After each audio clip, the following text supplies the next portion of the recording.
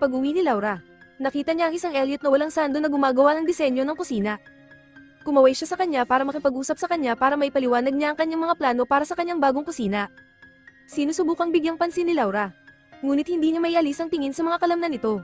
Maya-maya ay umakyat na siya para maligo. Habang nasa banyo, sinubukan niyang mag-pose sa harap ng salamin at nagsimulang tumawa sa sarili.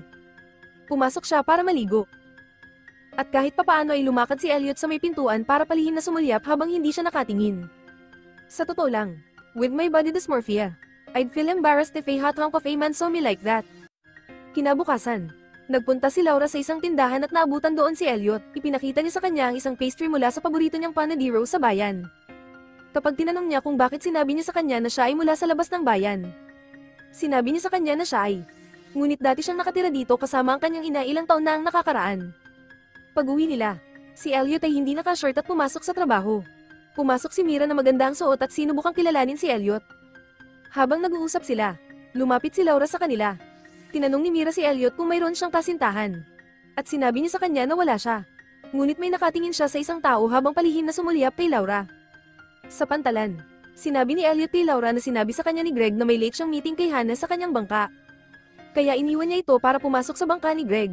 Sa bangka ni Greg, nakahanap si Laura ng isang damit na panloob at lumabas upang umiyak.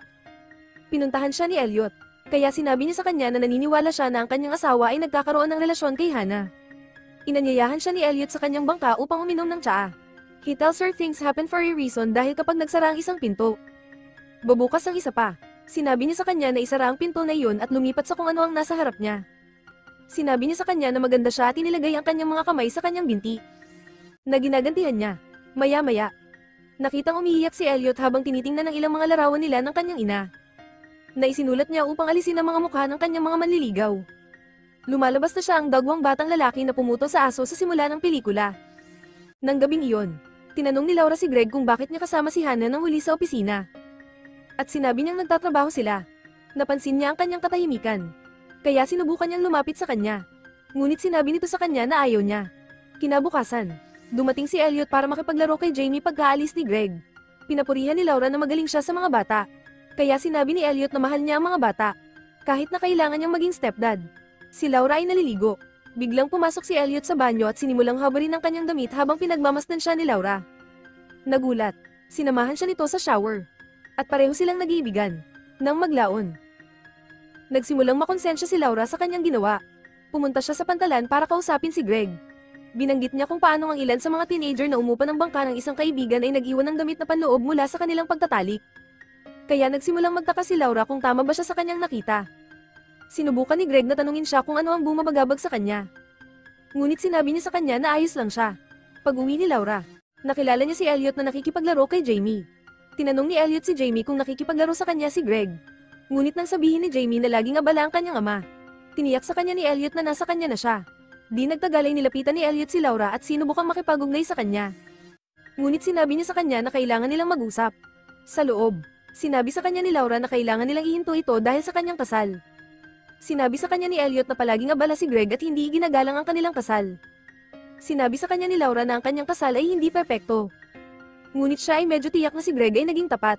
Ngunit ngayon siya ay nakakaramdam ng karumal-dumal dahil siya lamang ang nagkaroon ng relasyon sa kanya. Niyakap siya ni Elliot upang aliwin siya. Ngunit ang yakap ay hindi nagtagal ay naging higit pa sa isang yakap kapag inilagay niya siya sa counter ng kusina. Nagmakaawa si Laura sa kanya na huminto. Ngunit sinabi niya sa kanya na magtiwala sa kanya. Kaya't muli silang bumaba sa parehong butas ng kuneho. Bumalik si Elliot sa kanyang bangka na may mga larawan ni Greg at Laura. Pinutol niya ang lahat ng mukha ni Greg at idinikit ang sarili niya rito. Well, ito ay naging kitakot-takot talaga.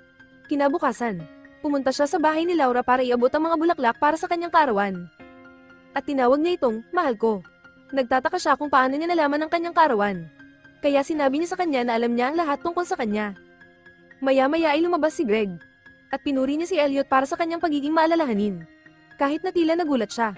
Pagkaraang pumasok si Elliot sa loob para magpatuloy sa pagtatrabaho. Pumasok si Laura sa loob para sabihin sa kanya na hindi na niya ito magagawa at hindi na siya makakapagtrabaho para sa kanila. Na talagang masakit kay Elliot. Kinabukasan, umuwi si Laura kasama si Jamie. Tiningnan niya ang kusina at nakahinga siya ng maluwag na wala si Elliot sa loob. Tumingin siya sa labas at hindi siya nakikita. Ngunit nagtatago si Elliot sa isang lugar sa bakuran. Maya-maya, dumating si Mira para sunduin si Laura. At pumunta sila sa isang sorpresang birthday party na inorganisa ni Greg. Dumalo rin si Elliot at tila nagsiselos habang nasasaksihan niya kung paano dinala ni Greg si Laura. Dumating si Hannah upang batiin si Laura. At ibinalita niya sa kanila kung paano siya pinalit ni Greg sa trabaho para sa mga lihim na pulong sa pagpaplano ng birthday party. Kaya napagtanto ni Laura na maaaring mali ang kanyang hinala. Dumating si Elliot para batiin sila. At tila hindi niya maalis ang tingin kay Laura. Ipinakilala ni Greg si Elliot kay Hannah. Kaya't sinamahan ni Hannah si Mira sa isang pagsisikap na may pahiga si Elliot sa kama. Sinubukan nilang makipag-usap sa kanya. Ngunit patuloy siyang nakatingin kina Laura at Greg. Umalis si Elliot sa party bago ito matapos. At sinundan siya ni Hannah pauwi. Sa gabi, ipinagtapat ni Laura sa kanyang asawa ang tungkol sa damit na panloob na natagpuan niya sa bangka at sinabi sa kanya na gusto niya magtapat tungkol sa isang pagkakamali na nagawa niya. Pinigilan niya siya at sinabing hindi siya ang pinakamahusay na asawa dahil hindi siya available. At sinabi niya sa kanya na isa siyang mahusay na asawa at ina. Sa hating gabi, tinext ni Elliot si Laura na kailangan niya siya. Ngunit sinabihan siya nitong iwan siya ng mag-isa. Samantala, sinubukan ni Hannah na magkaroon ng kasiyahan kasama si Elliot. Naatubiling sumuko sa kanyang mga pagsulong. Pagpasok nila sa kwarto, galit siyang bumangon nang mapansin niyang hindi niya ito kayang bumangon. Nakita niya ang larawan ni Laura at inakusahan siyang baliw. Kaya sinakal niya ito hanggang sa mamatay. Well, tama si homegirl.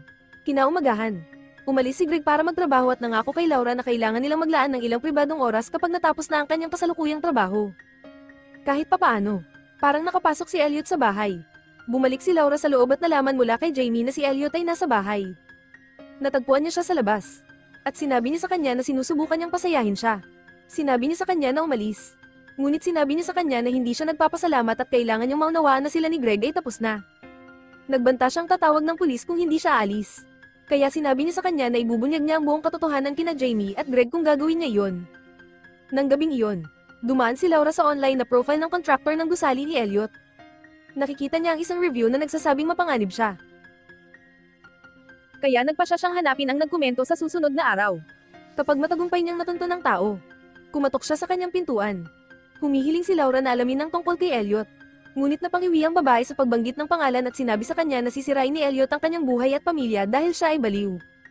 Hiniling ng babae kay Laura na tingnan kung ano ang ginawa ni Elliot sa kanyang sariling ina at nagmamadaling bumalik sa loob. Samantala, natuklasan ng ilang tao sa pantalan ng katawan ni Hannah sa tubig. Sa bahay ni Laura, si Greg ay biglang dinukot ni Elliot habang may tawag. Narinig ni Laura ang ingay. Kaya bumaba siya na may dalang paniki. Hindi niya nakita si Greg sa bahay. Ngunit nakita niyang sira ang picture frame ng kanilang kasal. Si Elliot ay nakatayo sa labas ng bahay na may hawak na larawan ng kasal sa kanyang mga kamay at sinunog ang mukha ni Greg mula sa larawan. Nang maglaon, nakita si Greg na nakatali sa isang poste sa loob ng bangka ni Elliot. Matagumpay niyang napalaya ang sarili. Ngunit nahuli siya ni Elliot at binugbog. Sumisigaw na hindi na niya hahayaang kunin muli si Laura mula sa kanya. Samantala, inamin ni Laura kay Mira na nagkaroon siya ng relasyon kay Elliot. At napatunayang delikado na siya. Pinayuhan siya ni Mira na mag-ingat. I bet Mira thinks she can still change Elliot. Sinusubaybayan ni Laura ang paboritong pastry store ni Elliot para magtanong tungkol kay Elliot. Nakilala niya ang may-ari, si Norma, na nagsasabi sa kanya kung paano sumama si Elliot kasama ang kanyang ina noong bata pa siya. Sinabi niya sa kanya kung gaano ka-protective si Elliot sa kanyang ina. Na may iba pang manliligaw pagkatapos umalis ang kanyang ama. Sinabi ng babae sa kanya na sa kalaunan ay nagpakasal muli ang kanyang ina. Ngunit lumipat si Elliot pagkatapos. Ngunit isang misteryosong sunog sa bahay ang pumatay sa kanyang ina at sa kanyang asawa. Sinabi ng babae kay Laura na kamakailan ay sinabi ni Elliot sa kanya na ikakasal siya sa isang balo. At magkakaroon siya ng isang stepson. Si Laura ay nagmamadaling umuwi nang mapagtanto niyang si Elliot ay dapat na dinukot si Greg. Nang makauwi si Laura kasama si Jamie, nakita niya si Elliot sa kusina na naghahanda ng pagkain. At sinabihan niya itong umalis. Sinubukan niyang tumakbo, ngunit pinigilan siya nito at tinanong siya kung bakit naging matigas ang ulo niya kapag sinusubukan niyang pasayahin siya. Sinabi niya sa kanya na inalagaan niya si Greg. At naging marahas siya sa kanya kapag pinilit niyang sabihin sa kanya ang ginawa niya sa kanya. Kinaladkad niya ito sa itaas at itinali. Sa kalaunan, nagpa siya siyang maging isang mabuting babae. Kaya sinabi niya sa kanya na nagsisisi siya at mahal niya siya. Nagbigay siya ng nakaantig na pananalita. At kinalag siya nito. Pinababa niya ito para makita si Jamie. Na itinali niya sa upuan para kumain ng kanyang hapunan. Pinakiusapan ni Laura si Jamie na gawin ang hinihiling ni Elliot. Nang pumunta si Elliot upang magdala ng alak, pumunta si Laura sa bintana nang bumalik si Mira at ang kanyang asawa mula sa trabaho upang humingi ng tulong. Ngunit lumabas si Elliot at hinabol sila sa itaas. Nang maglaon, pinaalis ni Elliot si Jamie para magkaroon siya ng pribadong oras kasama si Laura. Tumanggi siya. Kaya pinilit niya ang sarili sa kanya. Hindi nagtagal ay binuksan ni Jamie ang pinto nang marinig niya ang lahat ng ingay. At agad na bumalik si Elliot sa kanyang pagkabata. Nang bubuksan niya ang pinto sa kanyang ina at ilang lalaki. Ang sakit ng kanyang pagkabata ay nagpa-freeze sa kanya sa lugar. Na nagbibigay kay Laura ng sapat na oras upang basagin ang kanyang ulo ng isang bote ng alak. Sinabi ni Laura kay Jamie na tumakas. Ngunit dumating si Elliot upang makuha siya. Isang pakikibaka ang naganap, na nagtapos sa pagkatok ni Elliot sa mga ilaw ni Laura gamit ang isang martilyo. Dinala ni Elliot ang mahinang katawan ni Laura sa kanyang bangka sa mga pantalan. Bigla siyang nagising at lumabas. Ngunit tinambangan siya ni Elliot. Kaya sinaksak niya ito ng pocket knife dahil sa gulat. Ito ay nagbibigay sa kanya ng sapat na oras upang mahanap si Greg, na nakatali sa kanilang sariling bangka. Kinaligin niya ito ngunit nalaman niyang binali ni Elliot ang kanyang mga binti. Sinubukan niyang humingi ng tulong. Ngunit nalaman niyang sinira ni Elliot ang sistema ng komunikasyon ng bangka. Lumabas siya ng bangka sa gabi. Ngunit hinabol siya ni Elliot. Kahit na nawawala ang dugo mula sa kanyang sugat. Hinabol niya siya sa isa sa mga storage room ng pantalan. At sinunggaban niya siya. Sinusubukan niyang makipagkita sa kanya. Ngunit tumanggi siya. Sinabi niya sa kanya na hindi nangangahulugan na hindi at sinipa siya sa isang bukas na bintana sa malapit. Na iniwan siyang mahulog sa kanyang kamatayan. Maya-maya, pinapanood ni Laura sina Greg at Jamie na naglalaro ng bola sa labas. Nakita niya ang paboritong pastry ni Elliot sa refrigerator at nagsimulang magpanik. Maya-maya ay nagpakita si Greg at sinabi sa kanya na nakakita siya ng isang mahusay na tindahan ng pastry. Kaya kinuha niya ito bilang isang treat. Sa tingin ko ang mensahe dito ay huwag na huwag kang manloko at mahulog sa iyong mainit na baliw na kontratista. Dahil baka siya ay maging psychopath. At walang paraan sa impyerno na mababago mo siya. Ano ang naisip ninyo sa isang ito?